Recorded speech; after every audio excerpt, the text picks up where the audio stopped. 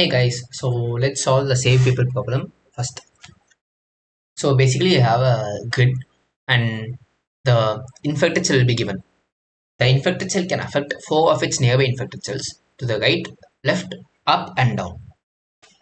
What we can do is we can place a vaccinated cell in any one of the cells and the vaccinated cell will similarly vaccinate up, down, left and right at each time, each unit of time.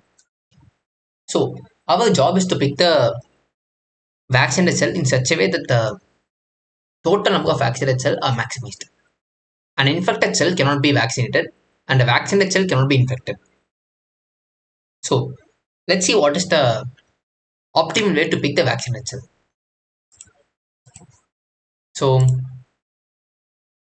what happens if you place a vaccinated cell right to the adjacent of an infected cell? Well, what will happen is the infected cell cannot go further any further below the infected cell if you place it below. Why is because the only way an infected cell can affect a cell which is below the vaccinated cell is to go around it. Well, is it possible to go around it? At any instant of time, it can infect four of its adjacent cells. And then similarly, the vaccinated cell will perform the vaccination again. And what will happen is, at each unit of time, they will expand at a constant rate. So what will happen is the infected cell cannot go around the vaccinated cell. So it cannot affect any more infected cell. It cannot affect any cell which is below the vaccinated cell.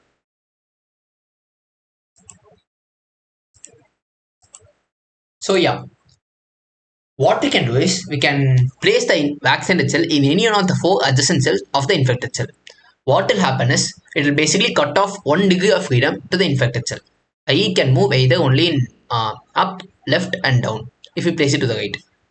And yeah, so if you place it to the down, this will be the resultant vaccinated cell. And if you place it to the right, this will be the this will be the resultant. And if you place it above, this will be the resultant. And if you place it to the left, this will be the resultant. It is easy to calculate what will, the areas of the vaccinated cells at each one of at each one of the cases. We can simply do via max. There is no computation really required here. And how is this the most optimal solution? Well, let's think for a moment. At each unit of time, the infected cell moves first and not the vaccinated cell. Right now, the infected cell has performed two operations, but the vaccinated cell has only performed one operation.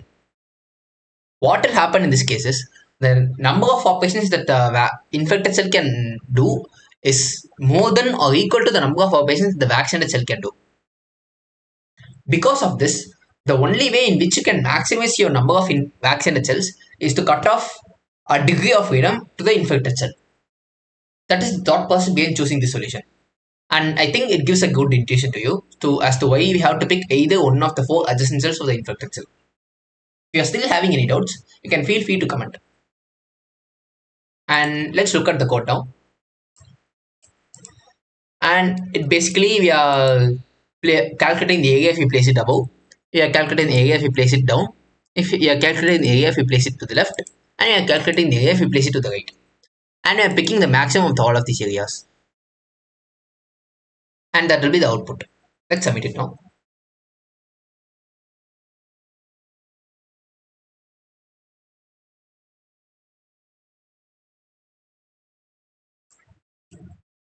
And yeah, correct answer.